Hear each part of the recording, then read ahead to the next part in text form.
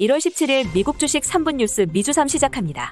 5월 미금리 6에서 7에 올릴 수도. 월가 황제 다이먼 파격 전망. 14일 JP모건 체이스의 제임스 다이먼 최고 경영자가 올해 기준 금리 인상이 최대 6에서 7에 있을 수 있다는 전망을 내놨습니다. 긴축 과정이 일부 사람이 예상하는 것처럼 달콤하고 유연하며 모든 사람을 놀라지 않게 할 것이라고 생각하는 것은 실수라고 경고했으며, 그는 연준이 긴축을 단계적으로 해나가겠다고 한 것이 예상외로 속도를 내겠다는 것을 배제한 것은 아니다고 말했습니다. 테슬라 사이버트럭 2가지 버전 등장. 3월 공개.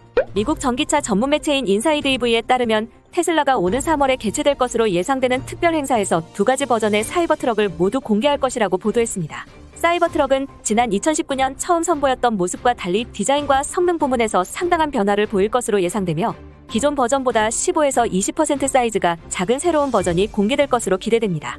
한편 2021년 출시를 선언했던 사이버트럭 출시일은 올해 말로 연기됐고, 내년 초로 다시 한번 출시가 연기될 확률이 높은 상황입니다. 비용 증가에 리비안 지분 가치 감소. RBC 포드, 추가 상승 어렵다.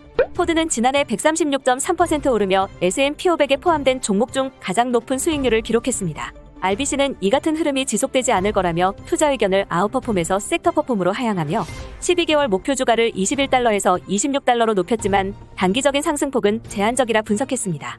전기차로의 전환이 잘 진행되고 있지만 시간이 걸릴 수 있으며, 특히 단기적으로 12%의 지분을 보유한 리비안주가 약세와 비용 상승 압박이 문제가 될 것으로 예상했습니다.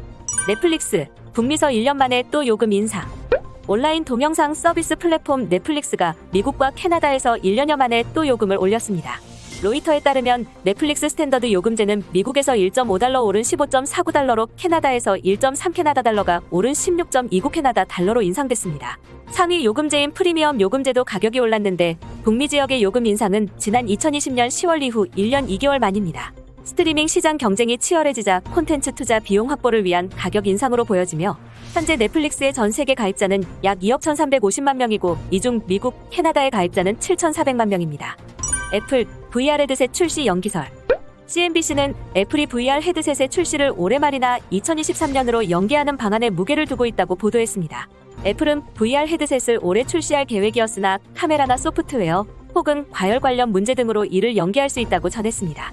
앞서 모건 스탠리는 애플의 목표 주가를 200달러로 상향하면서 VR이나 가상현실 헤드셋과 같은 애플의 신제품 실적이 아직 주가에 반영되지 않았다고 말했습니다. 번스타인, 마이크로소프트, 메타버스로 큰 성공 거둘 것.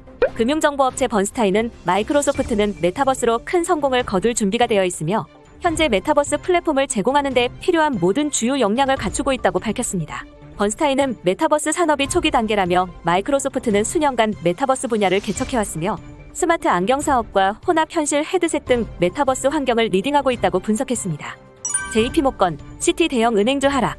14일 월가 대형은행인 JP모건은 하루 만에 6.15% 급락을 하였는데요. 시장 기대에 못 미치는 실적을 공개한 탓이 컸습니다. 지난해 4분기 투자은행 수수료가 1년 전 같은 기간보다 37% 늘어난 반면 채권, 통화 거래 수익과 주식 거래 수익은 각각 16%, 2% 하락했습니다.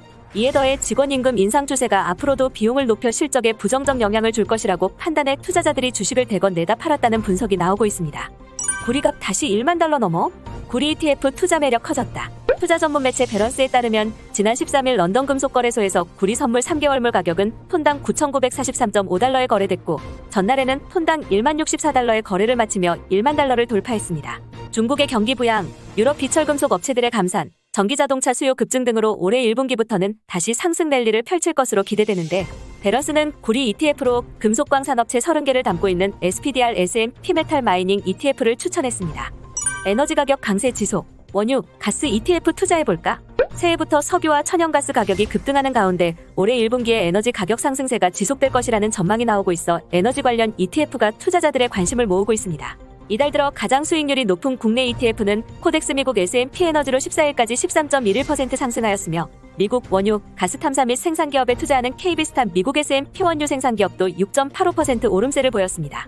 이상으로 미주삼을 마치겠습니다. 시청해주셔서 감사합니다.